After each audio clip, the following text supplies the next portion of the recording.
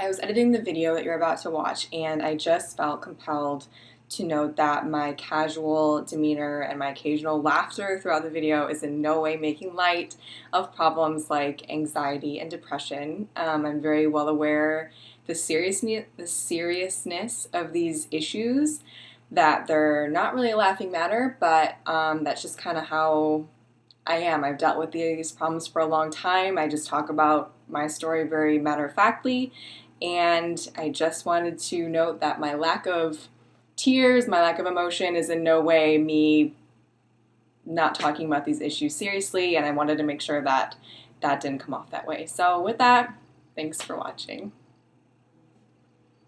All right, here we go.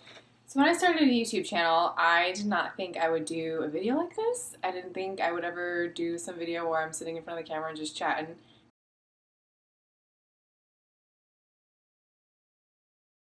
But it's Mental Health Awareness Month, and the topic of mental health is something I've grown to become very passionate about. So I figured to do my part, I guess, as a part of this month, I would share my anxiety and depression story. So sitting here is giving me a little anxiety in this moment, but let's just tackle this and see where it goes. This is my story. I don't know if anyone who watches this, or if anyone watches, if anyone who will end up watching this has a similar story. If you do, please share. Mental health problems are such, it's hard, but it's a beautiful thing when people share their stories, because it's such a hard thing to deal with and overcome, and you can be judged so easily when you have something like anxiety or depression. So if you suffer from something like this, I would love to read your comments or have you share your stories. So I have a blog, and I started documenting my anxiety journey. Fast talking, classic anxious person thing. I think in October of 2014. And I kind of started, I think, in high school and college when I was talking about it in the post. And I started talking about it in the context of recently having had my first child. But really, my story starts all the way back in elementary school. I've had anxiety for as long as I can remember.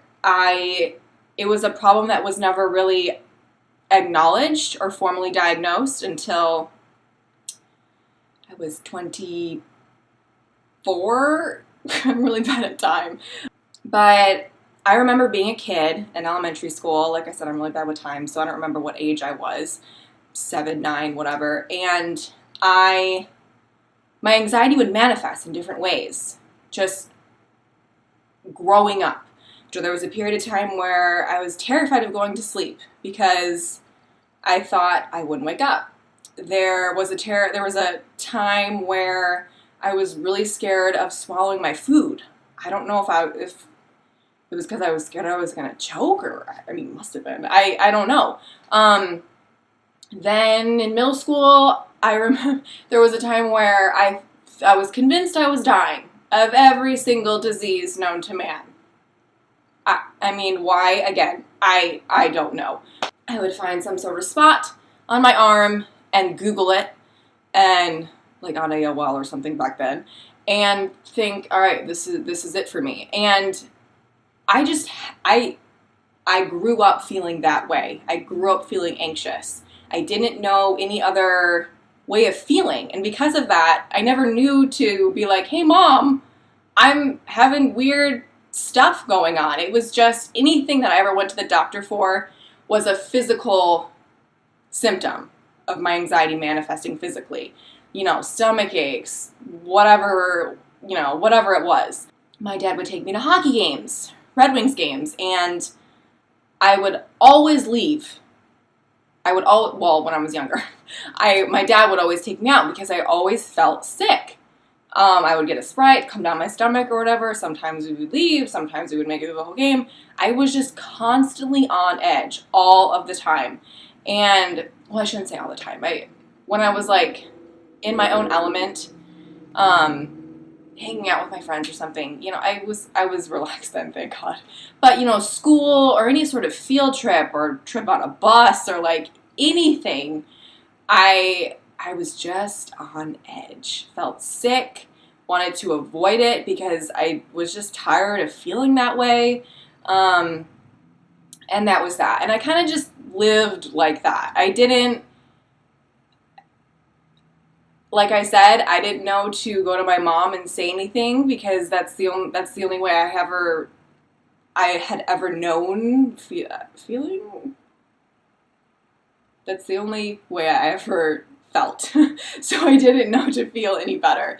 And mental health, I don't want to say this as like a blanket statement, but it wasn't really acknowledged when I was younger. It was a topic that you kind of just didn't really talk about. I think I'm pretty okay saying that. We still have a pretty big stigma around it today. So, you can imagine 10 years ago or whatever it was, 15 years ago, that it was even worse. But you just didn't really talk about mental health issues. So I'm not even sure if it would have ever been taken seriously anyway. You're a kid. You're like, oh, you'll. Some people might think you'll grow out of it. It's a phase, whatever. But it was a pretty serious thing. It was definitely childhood anxiety, which I only started realizing when I was formally diagnosed much later in life. Going through your entire life in a YouTube video is a bit weird. I feel like I'm getting chronologically out of order here. Went to high school, made it through high school okay enough.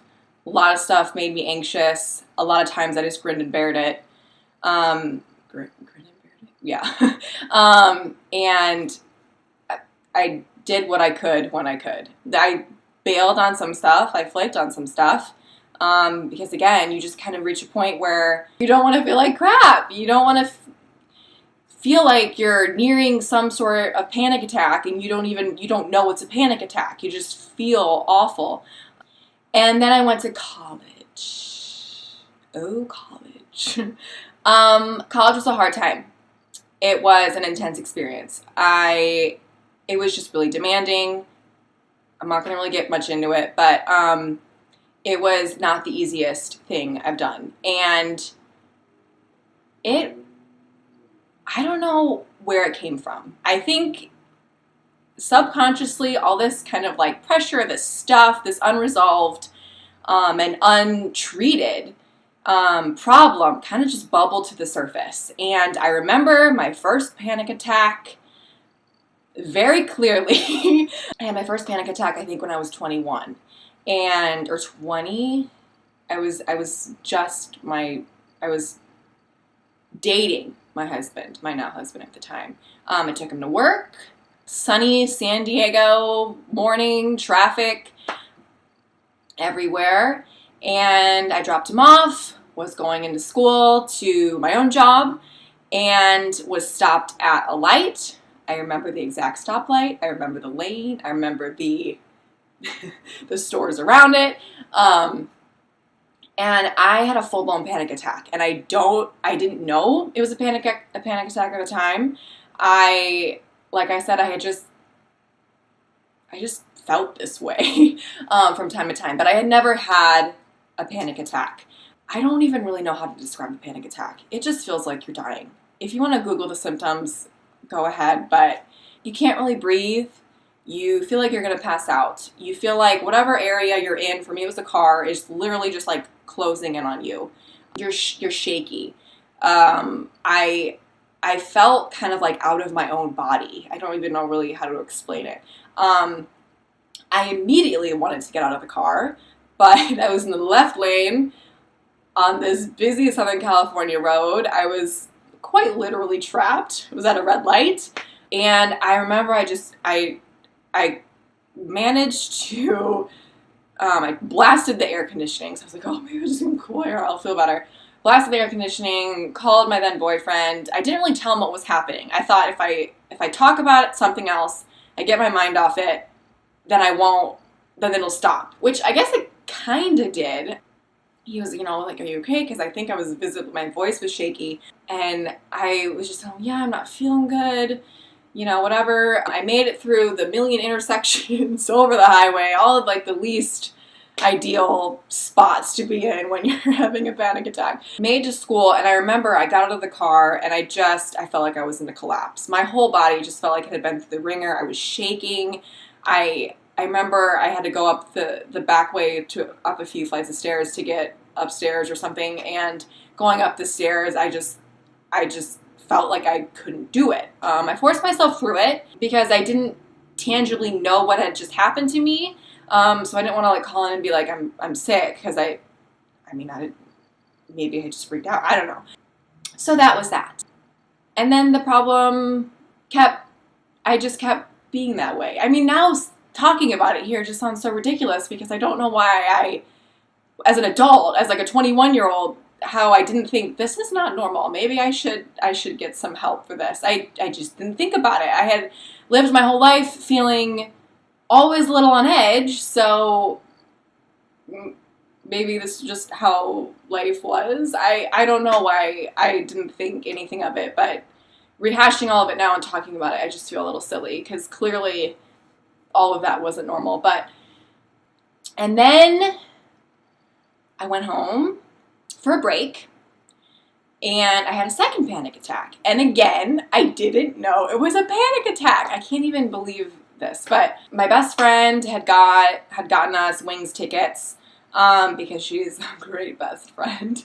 And we went to the game, and they were just, fun, cheapo seats, nosebleeds or whatever. So we're walking up all the stairs, and I remember as I was walking up the stairs, getting higher and higher, the same exact symptoms started coming on. Only this time it was worse. This was by far the worst panic attack I've ever had. It completely freaked me out. I literally thought I was going to pass out that time. I remember I was sitting in my seat in the row. I don't know how many rows back from the wall, but I just felt like I was just going to straight up fall on top of the people in front of me. So I remember just the game had just started. I think it had just started. The players, I think, were just coming on the ice, but I looked at my best friend and was like, I'm going to go chill out for a second. And I don't know if I told her I wasn't feeling well, but I remember I went down. The arena outside was thankfully pretty empty because everyone was in the game, watching the game. And I remember I just tried to calm down. I didn't know any sort of deep breathing exercises at that point. I didn't know any tangible ways of how to get through a panic attack, but I remember just trying to calm down. And it wasn't working. We ended up leaving the game, and I felt awful because she had bought the tickets. I was home on a break from college. We hadn't seen each other super regularly anymore at that point. But we came home, and I remember just talking to her parents, and I just felt awful because I didn't even know how to explain to people what had just happened. I didn't know any terms. I didn't know anything. But I remember the next day, I went to the hospital and got a full workup because I had told my mom what happened, and she was like, well, this isn't normal. And they were checking for blood clots in my lungs. I mean, it was crazy. Finally, when I had just had my daughter, Ella, everything kind of came to a head. So I had some depression during my pregnancy. It was just hard not being around any family. I was in San Diego. My husband's family was in Alaska. My family was in Michigan. I didn't really know anybody around me who was expecting, and I just felt really alone throughout the whole entire process. I ended up having my beautiful girl, and quite immediately kind of sunk into postpartum depression. I remember feeling completely detached from her. I didn't even know what the newborn smell was until I had my second child. I mean, the experience I had with my first was so nothing like I hope to experience with any of my other kids. I just felt completely detached from, I can't even describe it. I really can't describe it. I felt just totally down. I cried all the time. I mean, when I think of the first few months of my girl's life, I just get sad for her, because I don't want her to think ever, if she sees this or she reads any of my blog posts when I'm like 82, that that means anything for her. It doesn't. There was just some stuff going on. It was purely medical, and that's it. But I just get sad. I had a really difficult time breastfeeding. I committed to, since breastfeeding wasn't really working out, I remember committing to getting up every few hours and pumping to try to like keep up my supply and give her what I thought would be best for her, right? And it just what's the word? Exasperated? I can never say that word. It just made everything worse. I was already experiencing what I was experiencing, and then I was pushing myself to the limit, both physically and mentally, trying to keep up with this feeding schedule for her. And it made me feel like a failure as a mom. It made me feel like a failure, like my body had failed me. I felt bad for my husband for some reason. I mean, he didn't care. He wanted to do whatever felt best. It made me feel like a functioning human being, but for some reason I felt like breastfeeding would make him feel better. I don't know. It was crazy. And at my 6-week postpartum checkup, I did not tell my doctor this. If anyone is watching this, please take away some things. Like, I didn't tell my doctor this. I mean, I was at the lowest I think I had ever been in my entire life. And she asked me how I was doing, and I was like, I'm fine. No, I wasn't. I was not fine in the slightest. I felt like I was slowly dying inside, and I didn't tell my doctor. I think I didn't tell my doctor because I was ashamed. Who wants to tell somebody else they feel completely detached from the child they just had, when A, people have a really hard time, some people have a really hard time having kids, and B, you're a mom. That's your job. The natural love is God-given. It's not something that you usually have to work for. And I felt nothing. I felt awful. I felt down. And I didn't tell my doctor any of this. And it wasn't until all of this kept getting progressively worse that I made the decision to go to another doctor, a primary care. And I told her everything, and she clearly put me on a anxiety medication and gave me a list of therapists. I don't even really know how to do, like, I felt pretty crappy. I don't know why. You shouldn't. I shouldn't have felt crappy. It's an illness, and in my particular case, it's in the family. It was something that was passed down, and I still felt like I was the worst. I was responsible. I was crazy. I mean, you name it, whatever. Started seeing a therapist. I didn't think I was getting anything out of the therapy. He really didn't offer me much, and therapy is not cheap. So I decided to do some more reevaluating, quit going to that therapist, found another therapist who was literally an angel planted on this earth, and she was great. So at the point when I went to this new therapist, I had gotten to the point where I felt like I could not leave my apartment without having a panic attack. I mean, my anxiety had gotten so bad after dealing with the postpartum depression and after having had a baby, that I felt like even when I went outside to take her on a walk, I just felt a panic attack coming on. I never had a full-blown one. I was just always really on edge. And it made me not want to leave. I quit driving. Stopped driving. I could not drive without actually having a panic attack. Southern California is a really hot, really busy place. And for someone who deals with chronic anxiety, it was just a hard place to function in. Everything was always constantly busy. I never felt like I could really breathe to tackle whatever thing I was trying to tackle. In this case, it was driving. I stayed in the apartment all the time. All the time. I don't know what the word is. I should have looked it up before I did this video. Agoraphobia or something. That's not right. this is embarrassing, I should know this word, but it's where you don't want to leave your comfortable place. And I did that. I didn't do grocery shopping on my own. I didn't go to the doctor on my own.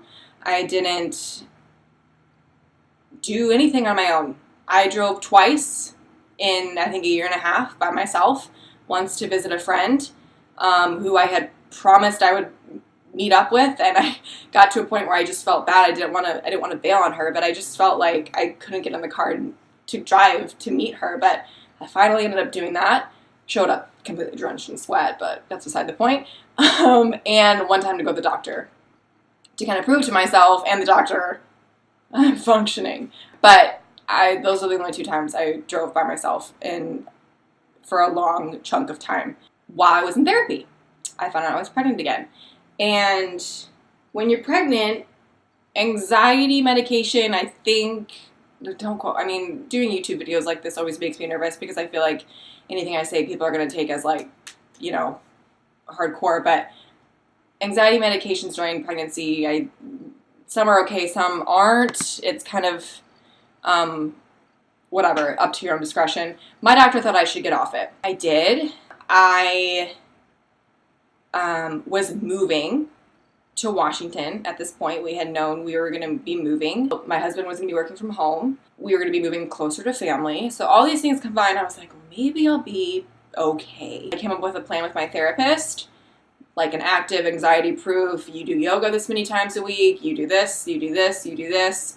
And constantly try to like keep ahead of it to keep your body in the best shape I possibly could. So my mind stayed clear and great. We ended up moving to Washington, and it ended up getting better. The whole package of being somewhere different helped me. But these problems, like I said earlier, there's not an end-all answer. I've seen a therapist here. I'm not on medication at the moment, but I have a doctor's appointment in a week, and I have a feeling medication's going to come out of that doctor's appointment. So here I am. I really just want to say, if you are feeling a way that you feel like you shouldn't be feeling, it's okay to get help. It's okay to feel that way. You're not crazy. No one should ever think you're crazy. It's a medical issue. You talk about it with a doctor who will not judge you, and you start getting the problem sorted out. It's as simple as that, which does not seem simple at all when you're in it. Totally get that. It's not something you need to be ashamed of. You know what you're going through. You know what is true and what you need to do, and you just go with that. That's why I'm showing my story. I don't know if any of that made sense. I mean, truly, maybe you think I'm just rambling for 36 minutes. I wanted to do my part in Mental Health Awareness Month because I think that movement's great. I think the stigma needs to be completely shattered. I will link some resources down below, some things that I've come across in my time with dealing with this, some books, yoga, whatever it is that's helped me get through this and manage this. And that's that, guys. Thanks for listening. And maybe I'll see you again soon.